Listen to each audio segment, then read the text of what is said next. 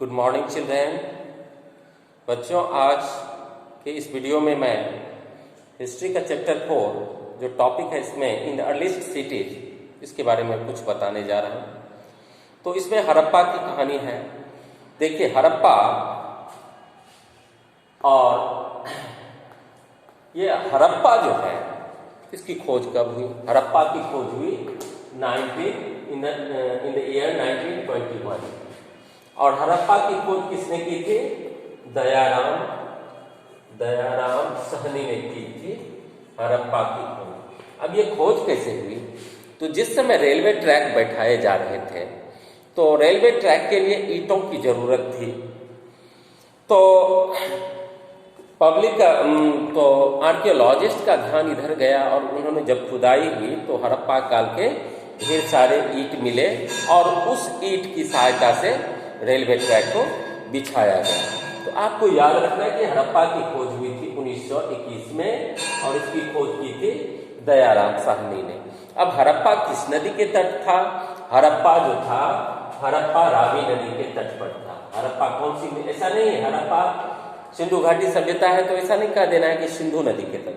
हड़प्पा रावी नदी के तट पर था। हाँ, मोहनजोदारो सिंधु नदी के तट पर था। तो देखिए, मोहनजोदारो का अर्थ क्या होता है? मृतकों का टीला। सबसे पहले हम हड़प्पा की बात करें। हड़प्पा एक शहरी सभ्यता थी। यहाँ की सड़कें जो थी, हड़प्पा की जो सड़कें थी वो बिल्कुल स्ट्रेट होती थी और वो समकोण पर कटती थी। जैसे ये है हड़प्पा, तो इसकी सड़कें जो होती थी वो समकोण पर कटती थी और समकोण पर कटने से गलियों की सड़कें भी चौड़े होती थी और रोशनी की प्रबंध रहती थी, यानी रोशनी की प्रबंध सड़कों पर रहता था। सड़कें जनरली चौड़ी होती थी। अब हड़प्पा वासियों का मुख्य भोजन क्या था ये जानेंगे हम लोग। सामाजिक सोशियो इकोनॉमिक स्ट्रक्चर पर फोकस डालेंगे।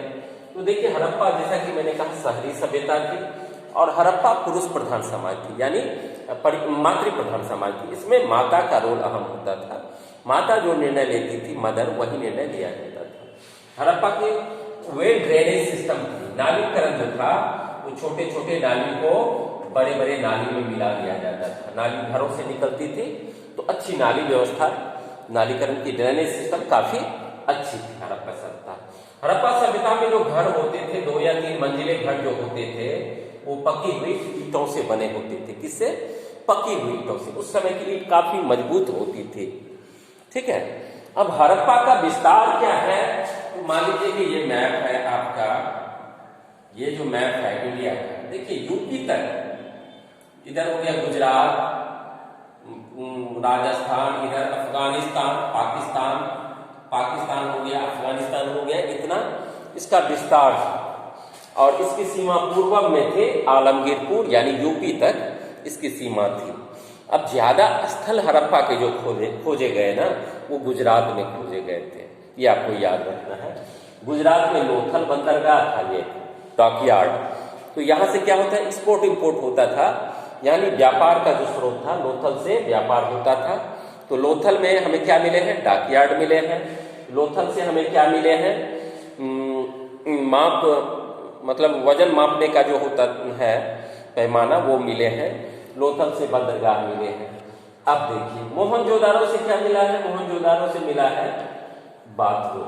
मोहनजोदारो से क्या मिला है? बाथरूम मिला है और ग्रेनेज मिला है। ग्रेनेज मतलब जहां अनाज का स्टोर किया जाता है।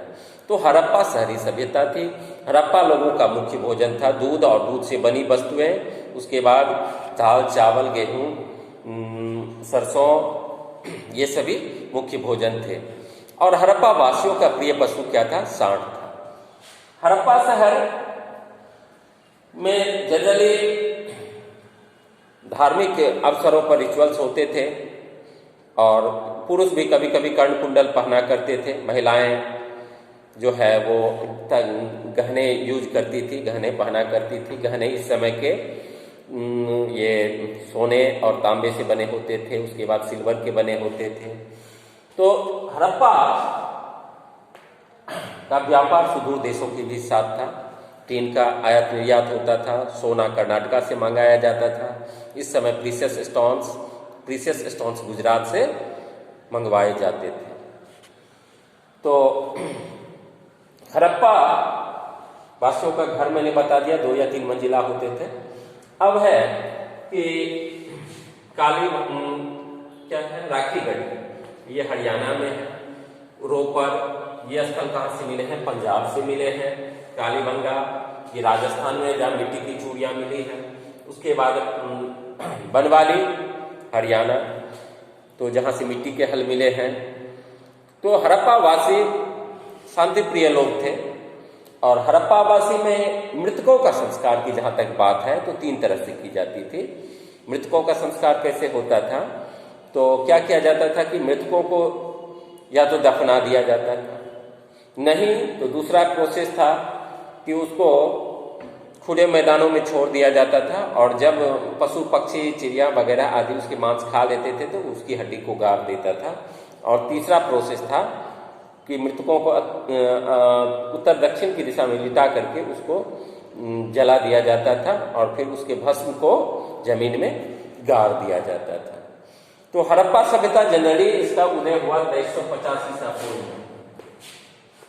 2350 ईसा पूर्व में हड़प्पा सभ्यता विकसित हुई। इसको सिंधु, इसका दूसरा नाम क्या है, दूसरा नाम इसका है सिंधु घाटी सभ्यता। तो हड़प्पा सभ्यता में देखिए आंगन होता था, आंगन के चारों ओर घर होते थे। जैसे मान लीजिए ये है आंगन, तो इसके चारों ओर घर होते थे। क्या होते थे, चारों ओर घर होते थे। और इसमें बीच में होता था एक बाथरूम, जहां धार्मिक अवसरों पर डुबकियां लोग लगाया करते थे।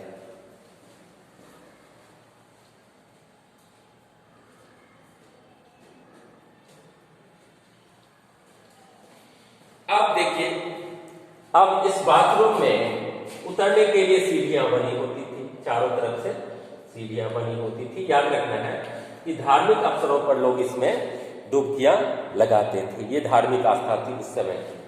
अब इस समय हड़प्पा काल में पूजा किसकी होती थी, तो पूजा 2 की होती थी। एक हो गया आपको लॉर्ड शिव की पूजा होती थी, लॉर्ड शिवा वाज वर्शिप्ड। उसके बाद गॉडेज दुर्गा या शक्ति, तो शक्ति की, शिव और शक्ति की पूजा इस समय होती थी। उसके बाद वृक्षों की भी पूजा होती थी, जो धार्मिक महत्व के वृक्ष होते थे, चाहे पीपल हो, बरगद हो, उसकी पूजा होती थी। और सूर्य की भी पूजा इस समय होती थी। तो हड़प्पा वासियों का मनोरंजन जो होता था वो हंटिंग होता था। उसके बाद पासे होते थे, पासे खेलते थे, रथ दौड़ होता था। तो ये सभी मनोरंजन के साधन थे हड़प्पा वासियों के लिए। हड़प्पा वासी मांस मछली भी खाते थे, इसके भी प्रमाण मिले हैं, शिकार के प्रमाण मिले हैं। और कहीं कहीं से राख के ढेर मिले हैं, चावल के भी प्रमाण मिले हैं कि चावल की अच्छी खासी खेती होती थी। तो चूंकि शहरी सभ्यता थी तो ग्रामीण यानी किसान वर्ग के लोग शहर से दूर रख के वो अनाज उगाते थे, फिर शहरों में सप्लाई करते थे। तो शहरों के जो भी व्यक्ति शहर में रहने वाले होते थे, चाहे वो ट्रेडर्स हो, शॉपकीपर्स हो या क्राफ्ट पर्सन हो, सभी किसान पर डिपेंड करते थे अनाज के लिए। चूंकि वो तो अनाज की खेती करते नहीं थे, दूसरी बात शहरों में खेती होती नहीं थी, इसलिए अनाज के लिए वो लोग किसानों पर डिपेंडेंट रहते थे। अब इस समय बड़े बड़े शहर बनाए जाते थे, हाउसेज, ट्रेन मैंने आपको बताया। उसके बाद घरों पर जाने के लिए, 2 मंजिला पर जाने के लिए सीढ़ियां होती थी। तो हड़प्पा वासियों का जो समाज काफी खुशहाल था। घर घर में कुएं होते थे जिसका पानी पीने के लिए उपयोग में लाया जाता था। वेल ड्रेनेज सिस्टम थी। और जानवरों, इस समय के जो जानवर थे, ढेर सारे टेराकोटा टॉयज यहाँ से मिले हैं। तो यहाँ बच्चों के खेलने के साधन वही थे, टेराकोटा टॉयज से बच्चे खेलते थे। तो बच्चों, इसके बाद मैं अगले वीडियो में new crafts in the city के बारे में बताऊंगा, फेनिक के बारे में बताऊंगा, रॉ मटेरियल्स के बारे में बताऊंगा। 2 वीडियो में ये कंप्लीट हो जाएगा, मैं डिवाइड करवा रहा हूँ। तो आज के वीडियो में इतना है, अगले वीडियो में हम लोग फिर मिलते हैं। तब तक बाय, थैंक यू।